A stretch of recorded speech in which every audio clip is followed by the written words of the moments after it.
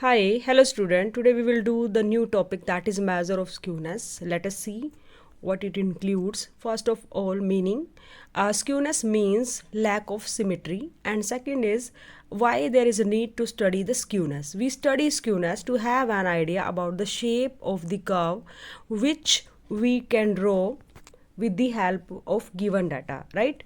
And now if in a distribution mean is equal to median is equal to mode, means mean is equal to median and mode means all are equal, then that distribution is known as symmetrical distribution, and you can say there is no skewness. But if in a distribution mean is not equal to median and median is not equal to mode, then it is not a symmetrical distribution and it is called a skewed distribution. And such a distribution could either be positively skewed and negatively skewed, and now we see how a distribution can positively skewed and how a distribution can negatively skewed. So friends, this is the shape of symmetrical distribution, means there is no skewness. This is the first one. Here you can see the shape where you can see mean is equal to median is equal to mode. All are equal, and you can see the shape, right? Both side of the of this distribution are equal, right? It will be in case of normal distribution. So it is clear from the above diagram that in a symmetrical distribution the value of mean, median and mode coincide, means they are equal. The separate of frequency is the same on both sides of the counter part of the curve. You can see there are two parts, there will be two parts of this curve, and separate of frequency will be the same on both sides of the counter part. That's why this is called symmetrical distribution. Now let us see positively skewed distribution. As we have already earlier discussed that if there is no skewness, it means there can be positively skewness and there can be negative skewness. So let us see how a distribution can be positively skewed.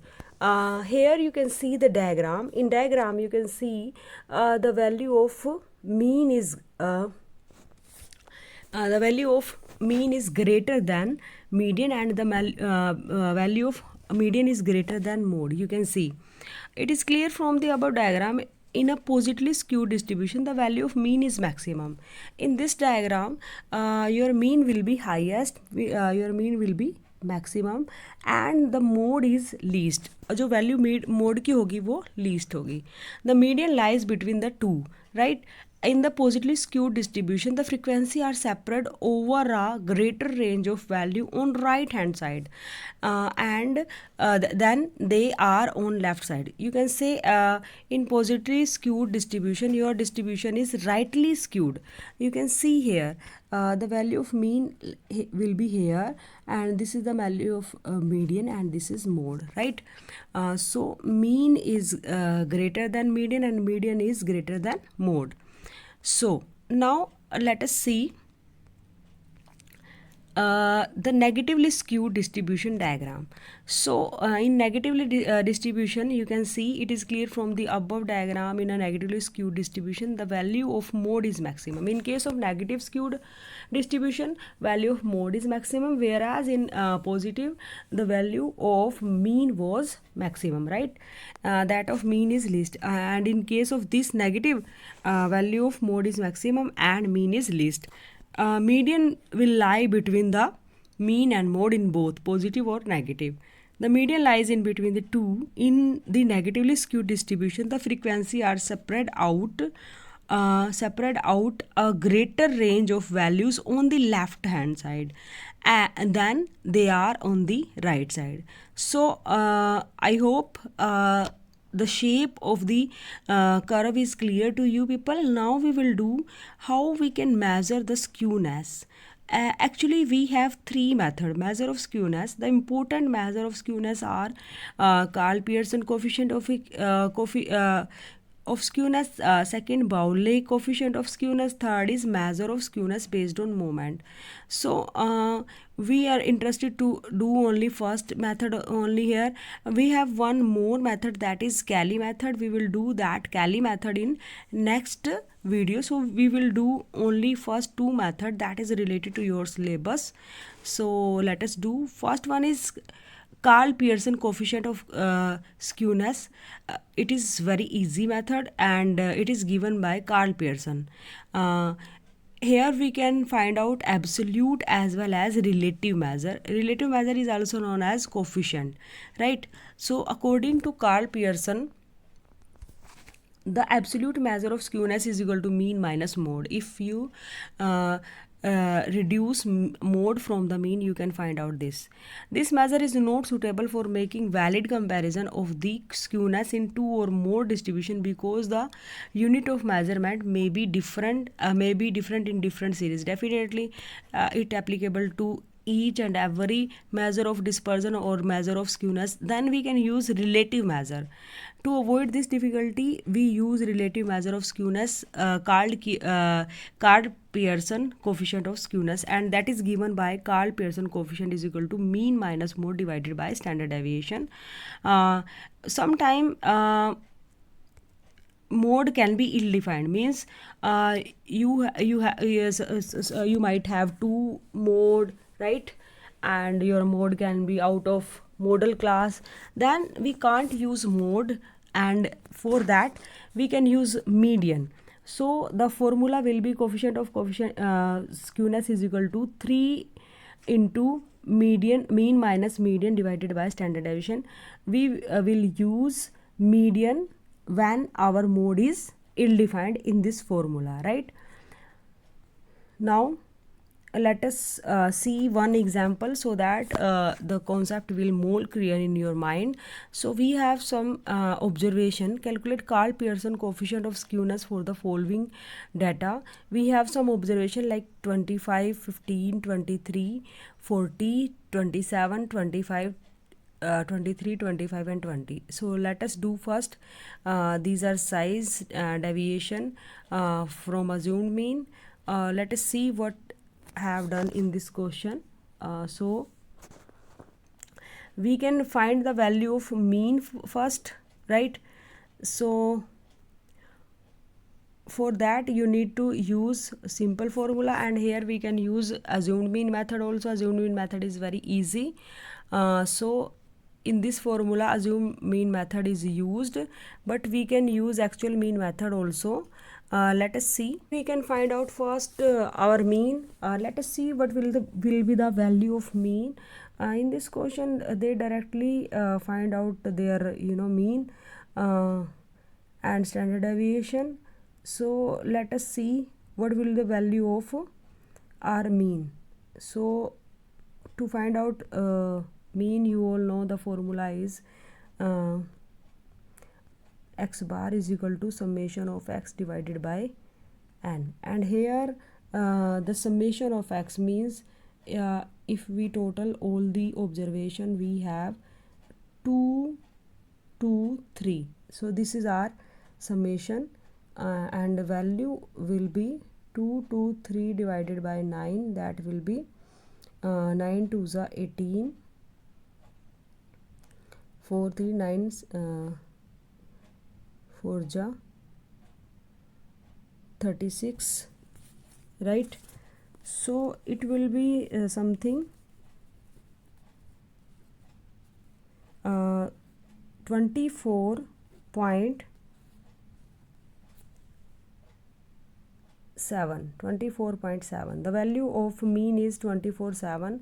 That's why we, in this question assumed mean method is used to find out the mean. So yes, definitely you can see. So here assumed mean is 25. 25 is assumed as mean, right? And you can see the calculation. 25 is mean, assumed mean, and from 25 you can see the deviation are used for both to find out the mean and to find out the standard deviation. So this is our D standard deviation from the assumed mean. Assumed mean is 25. Here you can see these are our deviation D, and we require D square for standard deviation also. So these calculation are also done here. So you can see these are the observation, and 25 is taken as assumed mean, right? So it's our assumed mean. So 25 minus 25 0, 25 minus 15 minus 25 minus 10, 23 minus 25, these are our deviation.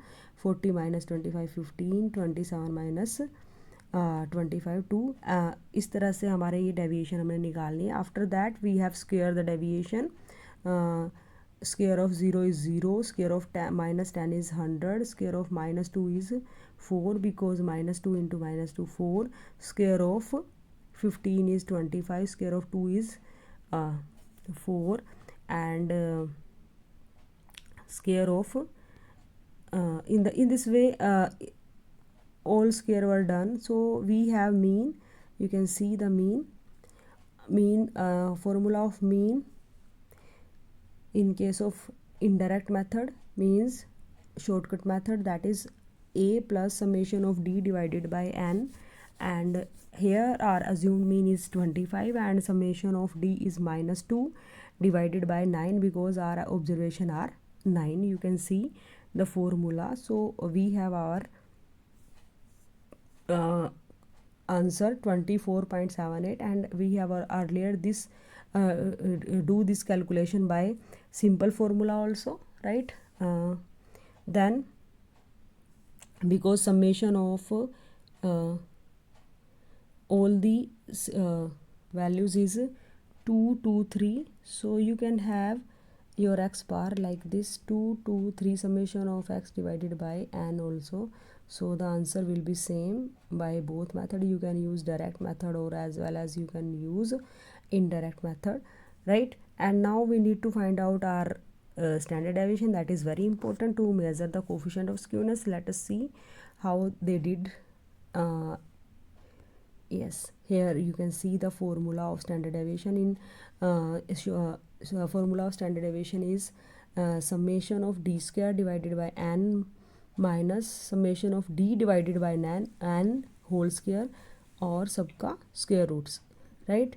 Now we have the value of d square here. You can see 362 divided by 9 minus 2 divided by 9 का whole square, and then you can see the value will be 362 divided by 9 is equal to 40.22, right?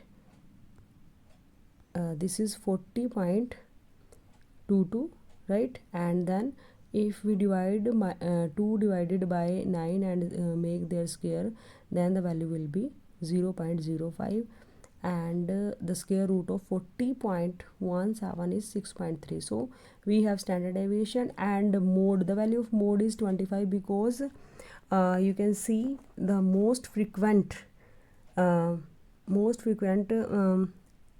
observation in the series is 25, right? So as this size of item repeat 3 times, the maximum time, right? So we have all the values. We have mean, and we have mode, and we have standard deviation. Now we can find out skewness very easily. Sk is equal to mean minus mode, and we have mean 24.78 minus 25. The absolute value of the absolute value of skewness is minus 0.22, means this distribution is negatively skewed, because in this example the value of mean is less than mode, right? So the absolute measure is minus 0.22, and minus shows the direction, because skewness told us direction, right? Then let us see what will the coefficient. Here we have our coefficient mean minus mode, right, divided by standard deviation. If we divide the minus 0.22 by 6.3, that is standard deviation, then we will have our answer minus 0.03, that is coefficient. this is our coefficient. So we have done coefficient of skewness. This is our coefficient, and minus 0.22 is absolute measure, and minus 0.03 is coefficient. So in this way we can have our answer. So for this for today only we will do only one method, right? Next method we will do in our next video.